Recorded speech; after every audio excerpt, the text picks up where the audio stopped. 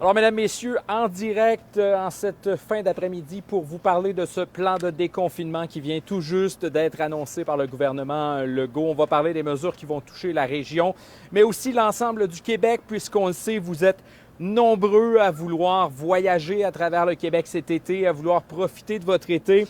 D'abord, je commence avec la situation épidémiologique en Abitibi-Témiscamingue. Aucun nouveau cas dans les 24 dernières heures, 2 cas actifs dans toute la région. Et de ces 2 cas actifs, il y en a un dans la vallée de l'Or et il y en a un qui est classé au Témiscamingue, mais selon ce que disait le CISAT hier, c'est un cas qui est à l'extérieur de la région, qui a une adresse au Témiscamingue. Les vaccins, ça va bien, 73 454 doses injectées en Abitibi-Témiscamingue, données de 11 heures ce matin. 75 des adultes ont eu ou vont avoir leur vaccination très bientôt.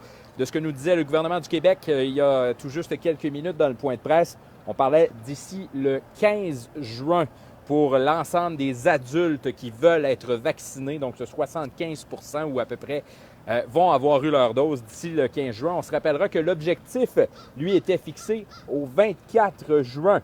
Le comité d'immunisation du Québec a publié aujourd'hui de son côté un avis favorable à la vaccination des 12-17 ans, donc la population qui est à l'école. Et Québec va donc aller de l'avant de ce côté-là, ira de l'avant. Et ce sera annoncé dans les prochains jours, prochaines heures, là, à ce qu'on nous disait aujourd'hui.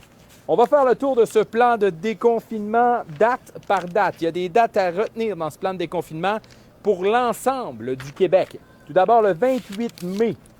Donc, ouverture des terrasses extérieures des restaurants en zone orange et rouge. Là.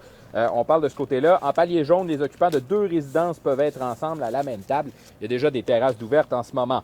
Rassemblement permis sur les terrains privés extérieurs. Ça, c'est une nouveauté pour les gens de l'Abitibi-Témiscamingue. 28 mai, on se rappelle de la date.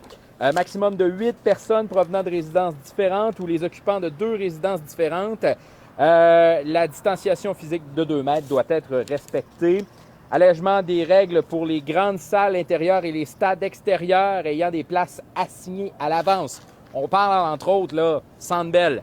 Maximum de 2500 personnes au total en plusieurs zones indépendantes de 250 personnes par zone. Les entrées et sorties et les toilettes doivent être distinctes pour chaque zone. C'est pour ça qu'on pense entre autres au Centre Bell. Les zones intérieures devront être délimitées. Une surveillance des zones devra être faite en tout temps et une gestion des entrées réparties en format de temps devra être faite dans cette formule-là. Ensuite, l'ouverture des terrasses extérieures des bars, palier jaune. Les occupants de 2 résidences peuvent être ensemble à la même table encore dans cette portion de temps-là. Les sports et loisirs non supervisés sont permis à l'extérieur pour des groupes de 25 personnes. On se rappelle, c'est dès le 28 mai pour cette partie-là. Les sports avec contact, bref, seront autorisés dans les zones jaunes, comme l'Abitibi-Témiscamingue en ce moment. Dès le 25 juin maintenant, ouverture des camps de jour et des camps de vacances. Activités et événements extérieurs publics permis selon des règles particulières. Il y aura beaucoup de précisions à ce qu'on nous a dit dans ce point de presse-là il y a quelques minutes. Et il y a plusieurs points de presse qui vont suivre pour nous parler de ces mesures. Allègement des exigences sur le port du masque et la distanciation lors des rassemblements privés pour les personnes ayant reçu une 2e dose. Donc, il y a des gens qui vont déjà avoir eu leur 2e dose en juin qui vont pouvoir subir ces allègements-là, des mesures pour le port du masque et la distanciation. Allègement des règles également pour les stades extérieurs ayant des places fixes assignées à l'avance. On ira avec un 2500 personnes le 25 juin. Sinon, à la fin août ou plus, nous dit le gouvernement du Québec, allègement progressif selon la situation épidémiologique. Évidemment, la couverture vaccinale, on vise le 75 % des 12 ans et plus qui ont reçu une 2e dose. Et là, la question est revenue. Je sais que vous êtes nombreux à vous être fait vacciner à la maison dans les dernières semaines. On sait qu'il y a des rendez-vous qui se donnaient fin août, même début septembre pour les gens qui sont allés se faire vacciner ce matin. Bien là, il y aura peut-être des moyens de devancer la 2e dose. C'est des détails qui suivront un peu plus tard. Fin août, donc, assouplissement dans les milieux de garde et au préscolaire. Retour vers une organisation normale au primaire et au secondaire. Retour en présentiel à l'enseignement supérieur, donc cégep, université. On va pouvoir retourner en présentiel. reprise progressive du travail en présentiel, allègement additionnel pour les rassemblements, les sports, les loisirs, augmentation des limites de personnes dans les salles intérieures et événements extérieurs et la fin des paliers de couleurs, elle est prévue pour la fin août ou plus. Il y aura un paquet de mesures qui suivront également et j'ai pris des notes, là, j'en ai quand même beaucoup et on n'a pas tous les détails encore en ce moment. Évidemment, il n'y aura pas de police pour vérifier est-ce que vous avez votre masque au visage, est-ce que vous avez réellement eu votre deuxième dose. On va se fier un peu en partie sur la bonne foi des gens. J'ai noté également, pour les festivals, événements, on pourra commencer à y penser cet été à ce que nous disait le gouvernement Legault. Le passage des codes de couleur, évidemment, ira selon l'épidémiologie de chacune des régions du Québec. La question à savoir, est-ce que l'Abitibi-Témiscamingue pourrait passer au vert plus rapidement? Malheureusement, je n'ai toujours pas eu cette information-là. J'ai une équipe qui est avec moi ce soir et qui suit la conférence de presse. Je ne sais pas si la question a été posée. La conférence... Alors malheureusement, la réponse n'a pas été donnée. La conférence de M. Legault qui est terminée à ce qu'on me dit à l'oreille. Donc, on tentera évidemment d'en parler au CISAT cette semaine avec une situation qui est extrêmement encourageante. On nous a parlé de cette fameuse état d'urgence également. Est-ce qu'on va prolonger ça et jusqu'à quand? La question est restée quand même assez vague. On sait qu'il y a plusieurs impacts de ces mesures de l'état d'urgence. Il y aura du développement à suivre dans les prochaines semaines. Nous, on va faire une très, très courte pause, le temps que je puisse replacer mes feuilles et pouvoir répondre à vos questions. D'ailleurs, si vous avez des questions, n'hésitez pas à les mettre dans les commentaires. Ça va me faire plaisir d'y répondre.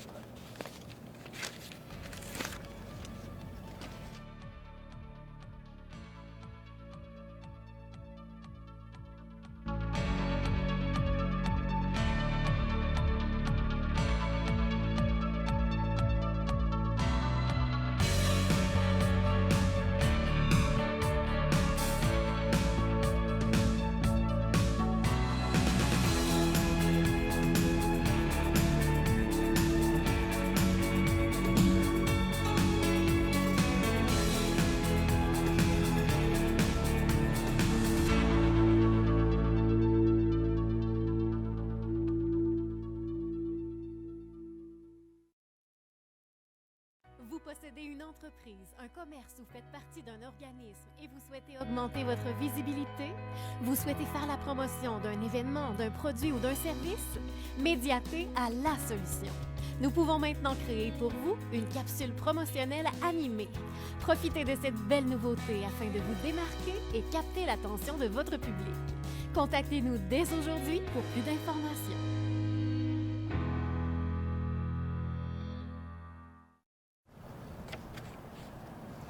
On a eu la question par rapport au sport interrégion. En ce moment, la réponse que je peux vous donner, parce que je suis dans la section loisirs et sports du long document de 12 pages qui contient chacune des modifications et tout ça. On me dit que les activités extérieures de sport et loisirs supervisés seront permises en groupe allant jusqu'à 25 personnes. On parlait également du sport d'équipe, là. Faudra valider là, dans les prochaines journées. Et on me disait tantôt, il y aura un point de presse sur les sports et loisirs pour l'été qui sera tenu dans les prochains jours. Donc, vous aurez évidemment plus de réponses sur le interrégion. Évidemment, pour ceux qui voulaient se déplacer interrégion, ce sera possible. Je cherche toutefois la date, si vous me laissez quelques instants, à travers cette très nombreuse liste d'assouplissements et de modifications qui s'ajouteront à ce qu'il y a comme mesure en Abitibi-Témiscamingue. Je vous trouve ça à l'instant. Et là, vous ne le voyez pas, mais il y a un ordinateur devant moi qui me permet de vous donner quelques détails. Donc, si je peux aller dans l'Abitibi-Témiscamingue. En tout cas, j'aurai la réponse dans les prochaines minutes là, pour ce qui est des déplacements interrégions. C'est très bientôt que ça s'en vient, cette autorisation de vous déplacer d'une région à une autre, puisqu'on sait que l'Abitibi-Témiscamingue faisait partie des régions dans lesquelles on ne peut pas se déplacer si on vient d'une autre région et vice-versa. Vous aviez donc une quarantaine à faire, 14 jours à la maison si vous reveniez en Abitibi-Témiscamingue pour différentes raisons. Donc, ce sera à partir du 28 mai 2021 que pourront reprendre ces déplacements-là et il y aura des modifications dans cette réglementation des déplacements. Je vais tenter d'aller voir vos questions. Je sais que vous êtes nombreux à en poser. Le couvre-feu à Montréal, quand est-ce que ça se termine? C'est une excellente question. Je me suis attardé plus aux mesures de l'Abitibi-Témiscamingue. Évidemment, retrait du couvre-feu. On parle du 28 mai pour le retrait du couvre-feu à la grandeur du Québec. Les gens de Montréal pourront-ils venir vers l'Abitibi? Donc, j'ai répondu à ça il y a quelques minutes. Oui, la pêche va-t-elle être permise dans toutes les régions en pourvoirie? Bien évidemment, la pêche, ça entre dans l'activité de loisirs. La pêche est ouverte par secteur, si je ne me trompe pas, en ce moment. Donc oui, la pêche sera possible et évidemment, bon, à partir du 28, les déplacements qui vont être permis. Donc, ça va permettre aux gens qui veulent aller en pourvoirie dans certains endroits d'aller à la pêche. Est-ce qu'on a d'autres questions sur le web? Alors, pour le moment, c'est ce qu'on a comme question. Je vais vous laisser quelques instants. Pour les gens qui sont avec nous à la télé, évidemment, on est en direct en ce moment pour vous présenter ces assouplissements qui ont été annoncés par le gouvernement du Québec ce soir. Évidemment, on va faire le suivi dans les prochains jours. On va vous présenter chacune des nouveautés qui vont s'ajouter parce qu'évidemment, il va y en avoir des nouvelles mesures, des assouplissements, des changements qui vont s'appliquer à notre région. On vous présentera ça dans différents textes sur le médiaté.ca ou encore sur notre application Médiaté Plus que je vous invite à télécharger à la fin de cette diffusion-là. Et également, je regarde si vous avez posé d'autres questions. Semblerait-il qu'il n'y en a pas d'autres. Donc, sur ce, mesdames, messieurs, je ne vous retiens pas plus longtemps. Je vais me permettre de vous souhaiter une excellente soirée qui est d'ailleurs sous le soleil pour ceux qui nous écoutent en direct. Si jamais vous avez des questions à la maison auxquelles on n'a pas répondu et que vous aimeriez avoir une réponse, je vous invite à nous écrire aux nouvelles avec un s @mediaté.ca. On nous a posé la question sur le barrage Ontario-Québec. J'ai vu un segment il y a quelques instants que je vais aller vérifier si je suis capable de le retrouver parce qu'il y a un segment frontière entre l'Ontario et le Québec. Il n'y a pas eu de mise à jour sur cette section-là, donc je ne m'avancerai pas sur ces déplacements inter-provinces. Je validais s'il y avait eu des mises à jour dans cette section-là sur le site web québec.ca que j'ai devant les yeux. Donc, je ne peux pas vous répondre malheureusement sur la question du barrage Ontario-Québec. On va tenter d'avoir cette réponse-là dans les prochains jours. Alors, mesdames, messieurs, là-dessus, je vous souhaite une excellente fin de soirée. Je vous invite à écouter notre point de presse avec le CISAT qui fera le tour de la situation épidémiologique en Abitibi-Témiscamingue. Ça se passe jeudi à 15h en direct sur nos plateformes web, sur les pages Facebook de Médiaté et Médiaté Télé. Sinon, ce sera rediffusé également un peu plus tard en soirée sur Médiaté Télé. Alors là-dessus, mesdames, messieurs, je vous souhaite une excellente fin de journée.